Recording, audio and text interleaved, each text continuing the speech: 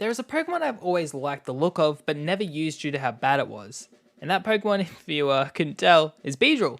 Beedrill looks sick, but it fails to live up to those looks due to it not being the best Pokemon. But it's not always about using the best Pokemon, but your favorite Pokemon.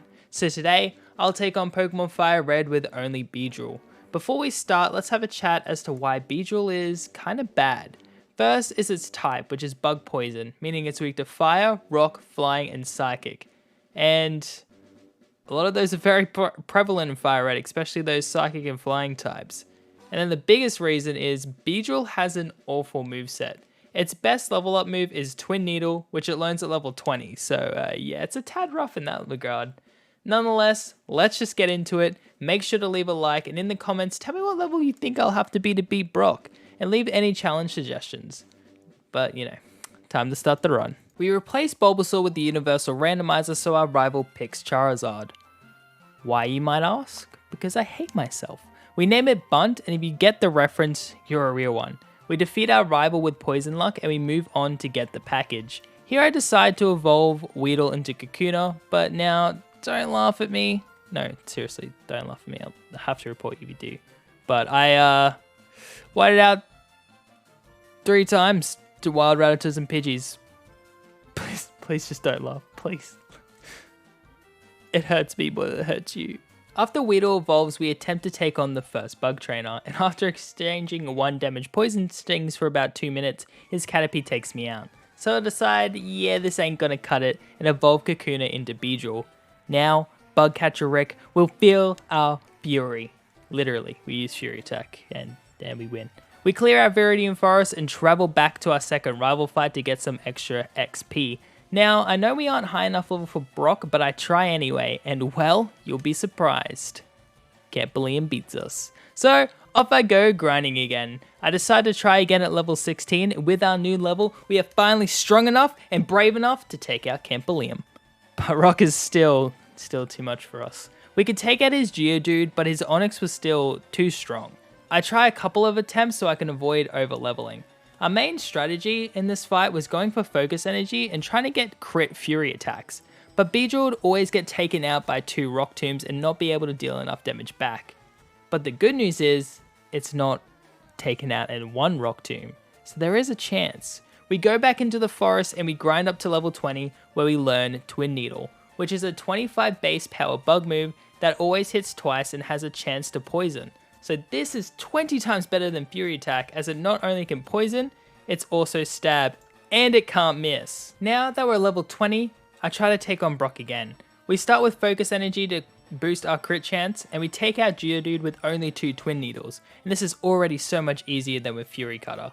But now it's the hard part, Onix. And again, this is actually super easy. Due to our level and the fact that Geodude did limited damage, we're actually able to live 3 Rock Tombs and take out Onix with our Twin Needle crit strat, earning us the first badge at only level 20, which is actually a lot lower than I thought I had to be. Before we can head over to Misty, leave a comment down below and guess what fossil I take. We start off the Misty fight by going for Focus Energy. This again boosts our crit chance. I don't think I had to do it. I think looking at the damage, it was already going to be a one-shot with Twin Needle. But we get our first Twin Needle crit, and then she switches out the Starmie, and we get a second Twin Needle crit. So yeah, it was a pretty easy battle, but it does get harder from here. We fail our first rival battle attempt, mainly just due to bad crit and burn luck. But on the second run, we thankfully get a couple of crits with Fury Cutter, and we defeat him in our second attempt.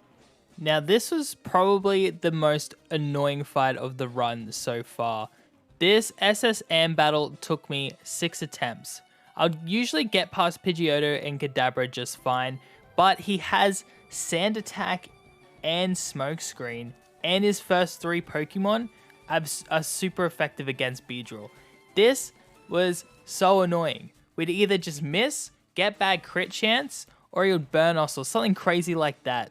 Like, the amount of times that Charmeleon also lived on 1 HP after some Fury attacks, this was insanely annoying. I knew that I could do it, I just had to make sure that we didn't lose too much accuracy, or if we did, get really lucky and actually hit our accurate moves anyway.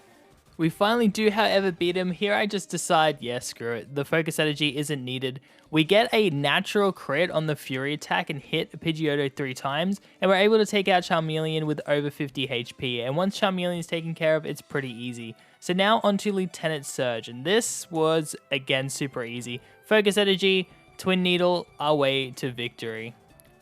Yeah, so it does get harder though, I promise. I promise this is challenging, okay?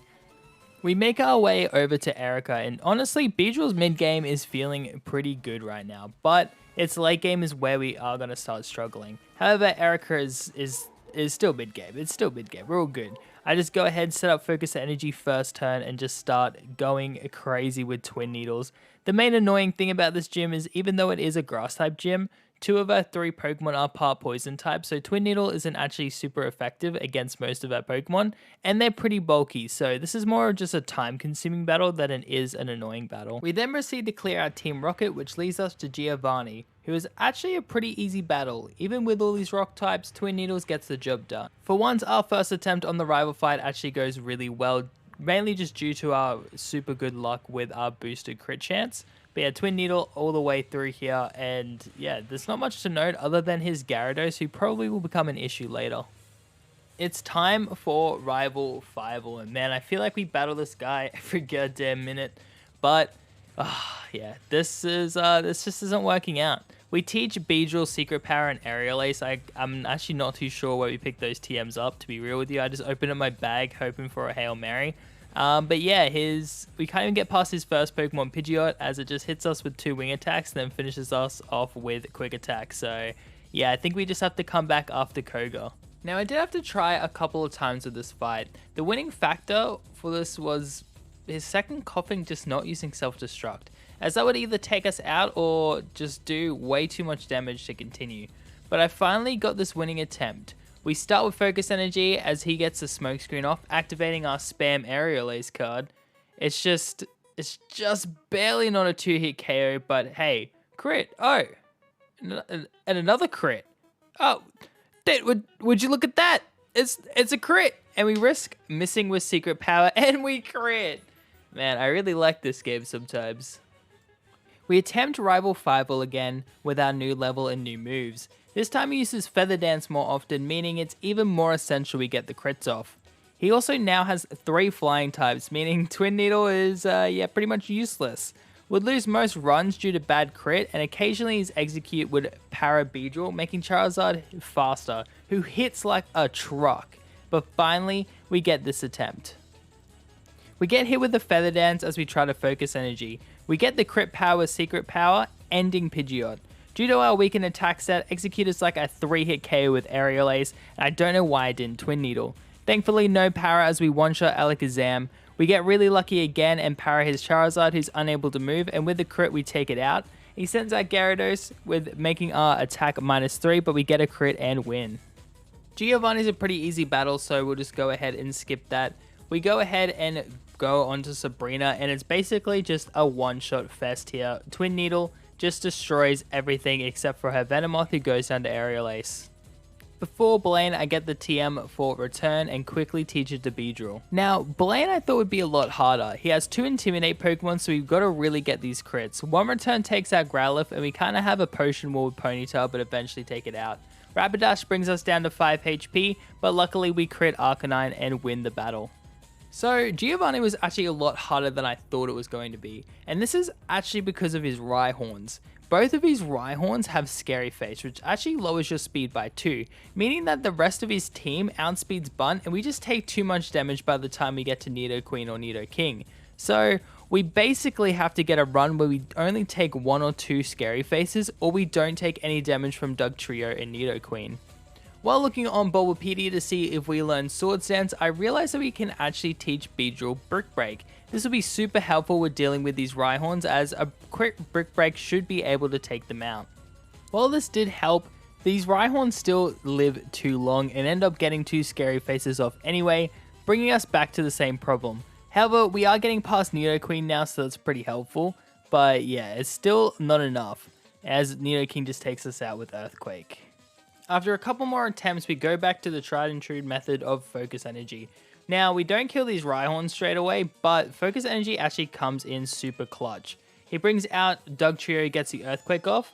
Nidoqueen also gets the Earthquake, but we get an insta-crit, meaning we only take one, and we can survive the next Earthquake from Nidoking, giving us the 8th Gym Badge. And now it's time for the Elite Four. Before the Elite Four, however, we have to take on our rival for one last time. Unfortunately, at our current level of 65, I just don't see us getting past Pidgeot properly. So the main thing that would happen here is it would go for Feather Dance first turn, then Wing Attack, because our return won't kill without a crit, and then once he sends out Charizard, we can't even kill it with the crit. It lives on just barely red HP and normally takes us out with a flamethrower. I get a few attempts where I get Charizard on 1 HP, but that happened about 5 times, so I kind of concluded from that at level 65 we're just not going to win this battle. So I go ahead and level up to level 70. We train up to level 70 and after a few attempts we finally get a good run. We start off with the return attempting to one-shot Pidgeot, but it's not even close. He goes for the Wing Attack here, which is huge because Feather Dance is really limiting our damage. We accidentally go for Focus Energy on his Alakazam, but he ends up going for Coal Mine and it doesn't end up mattering. We end up taking out his Rhyhorn with two Brick Breaks, and his Charizard is a one-shot with the crit. And here I've paused because you have no idea how long this was taking me, and I finally got past Charizard. After this, it's pretty easy. Our return again one-shots Gyarados with a crit, so nothing to really worry about there. Once we get past Charizard again, this fight's really easy, as he brings out Execute, who dies to a 4-time super effective Twin Needle, ending the battle. And now it's time to move on to the Elite Four. Before the Elite Four, I level up to level 80 simply because if the rival was that annoying before the Elite Four, he's definitely going to be annoying at the end of it. Lorelei is the most consistent gym member in this run thanks to Brick Break.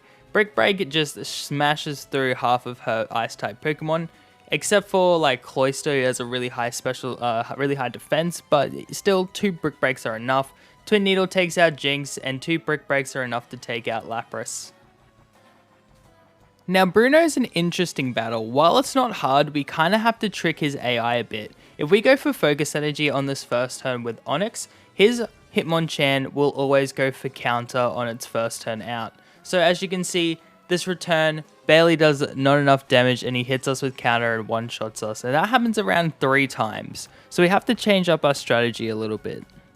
And by change our strategy, I mean we simply just go for Focus Energy when he sends out Hitmonchan. So here we just Brick Break Onix twice, go for Focus Energy, crit Hitmonchan, and then we 2-shot Machamp after the Citrus Berry. He sends out Hitmonlee, who misses its Mega Kick and gets taken out with a return. Onix is again another 2-hit KO with Brick Break, and that is Bruno completed. And he will go for counter every time. I did a lot of practice runs after Agatha, because well, you're about to see, it's super difficult, so we reset on him a lot. So yeah, it's not fun. So let's get into why Agatha is so brutal. The main reason is I deleted Aerial Ace, meaning Twin Needle is now the only move that I know that can do damage to Gengar.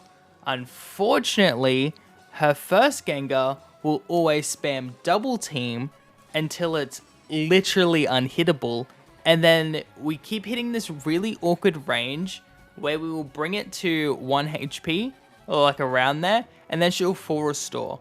Meaning we run out of Twin Needle PP, and since we can't use items, we run out of HP.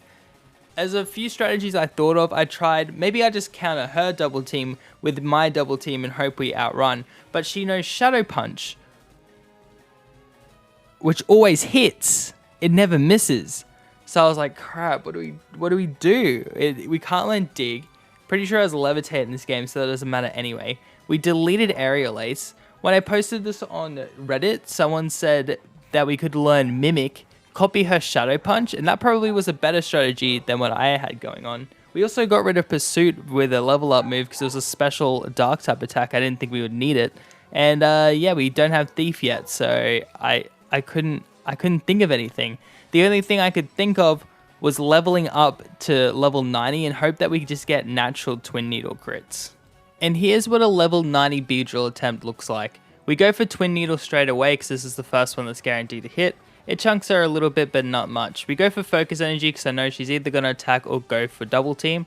And there she just full restores all the damage. And then we just keep missing. We hit, hooray. We hit again, it's not doing much damage. We live on 1 HP, hallelujah. Return doesn't kill, and then Golbat takes us out. So we either beat the Gengar and then get taken out by the rest of our Pokemon, or we die to the Gengar first turn. It's just really what keeps happening. Yeah, so to say that this isn't working out is an understatement. This is the most agonizing pain I've felt ever playing a Pokemon game before in my life. It is ultimately due to my stupidity of getting rid of Aerial Ace and not thinking about this part of the game. And I already feel bad for being level 91, but we're just going to have to go to level 100 to even have a chance of beating Agatha.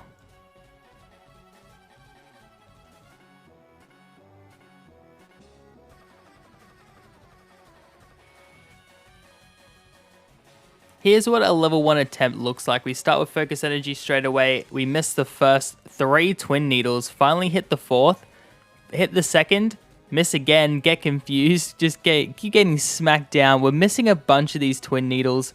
We snap out of confusion a couple of times. We're just draining through our PP. As you can see, it's only on 2. We finally take her out. Return kills the Golbat. We use our last Twin Needle on our Haunter, and we're forced to reset because we wasted too much PP. So yeah, that's how a lot of these battles go. It's kind of sad. Here I forget to heal, so I have to restart. Here's our closest Agatha run other than the winning one. We just beat down on this Gengar. First Twin Needle crit, super huge. We get it super low. She uses her full restore, and then she switches. Switching is so huge. When she switches, there's about a 50% chance we win the fight, simply because she resets her double team accuracy boosts. But yeah, we get her main Gengar to 1 HP, and then Dream Eater takes us out. But if we took that Gengar out, we would have won. But here is our winning run now, literally the one after. It took us 5 attempts, I think, at level 100 to beat her. But yeah, as you can see, just get super lucky with those crits. We miss the range where she heals, which is huge. It means we don't have to deal with any more double teams going off, and we can just take it out. We knock out Golbat with 1 return, and about 3 Twin Needles takes out our Haunter. And I missed a few Hypnosis, thank God. We wake up on the 2nd turn of sleep, and we just crit the Gengar down. She brings out our Arbok, and after a couple of returns, we finally beat Agatha. Lance was pretty easy, actually. I thought I'd have a lot more issues with this battle. He starts off with Gyarados with the Intimidate, which is obviously super annoying, but we get pretty lucky with our return crits. Dragonite's still a 3-hit KO, thank God. We go for Brick Break on Aerodactyl, and we get the crit to get that 2-hit KO. Normally it would be a 3-hit KO, bringing him into red. And then this Dragonair just kind of keeps healing.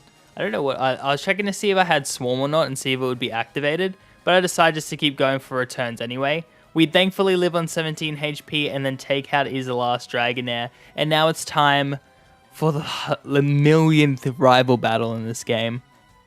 Now, to be honest, I thought this would be really hard. I thought we'd be stuck again like we were stuck on Agatha, and I'd be sitting here for another 3 hours trying to finish the game. But the last rival fight is actually pretty easy. It only takes us, I think, 2 or 3 attempts, which I know might sound bad because you don't finish in the first one, but his fights before this were taking me like 10 attempts at least. So here I'm just super scared. I don't know what to expect. But the fact that we had to level up to level 100 just to beat Agatha kind of makes it a little bit trivial afterwards, which is why I really didn't want to have to do it, but I was an idiot, so we had to. I go for return here to see if it's enough to take out Pidgeot, and it's not. He goes for Feather Dance as I go for the Focus Energy on the full restore. You can always tell when they're about to heal. It's usually when they're on that red HP. So I decide, yeah, it's a good time to get Focus Energy off, just free real estate, as all the kids say. And we go for a return. We're praying for a crit here just to get rid of this thing. Unfortunately, no crit, and we take an Aerial Ace. Doesn't do too much damage, doesn't even do 100, so that's pretty good. We go for another return, and it brings them super low. Unfortunately, no crit again, and we're slowly getting chunked by these Aerial Aces. I go for another return. He doesn't heal again, thank God, and we get the one crit on his Pidgeot that actually didn't matter. So that was upsetting. And yeah, I'm just kind of hoping he doesn't bring out Charizard straight away, because then we would probably just lose straight away. He brings out Alakazam now though. Thankfully, we still outspeed, and Twin Needle is enough to take him out. So thank God for Alakazam's paper thin defense, otherwise we would be in trouble there. But as you can see, yeah, this isn't looking too good though. We really do need to get some solid crits, and we haven't got many. We go for Brick Break on his Rhydon, and continuing the trend of no crits in this fight, we don't get a crit, and he goes for the Scary Face, lowering our speed by 2, which is super obnoxious as Charizard might be able to outspeed us soon. We go for one more Brick Break, no crit, as he goes for the second Scary Face. And now, yeah, now I'm just real sad. He goes for the full restore. Our slow little Beedrill goes for the Brick Break. And we just don't want to be taking this much damage or these many speed drops. Unfortunately, no KO. One more Brick Break though.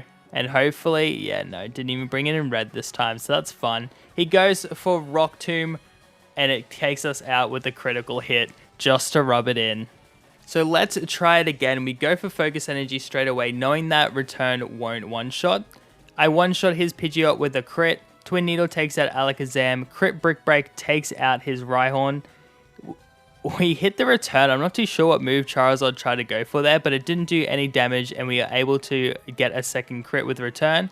And then we eventually just whittled down his Gyarados with a couple of returns, winning us the game with only Beedrill. I hope you guys did enjoy this video. If you did, make sure to hit that like button, subscribe if you haven't already. I'm going to be trying to do one of these challenge videos every Monday, only if I have time to. Obviously, I still have work and everything to go through, but hopefully I can get them out every Monday, so subscribe for more. Let me know down in the comment section below if there are any Pokemon you want me to do a solo run challenge on, and I'll get around to it when I can.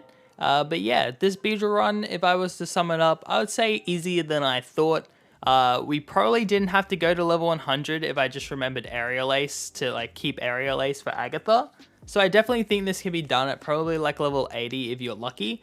But yeah, hope you guys did enjoy, and I'll see you in the next challenge video.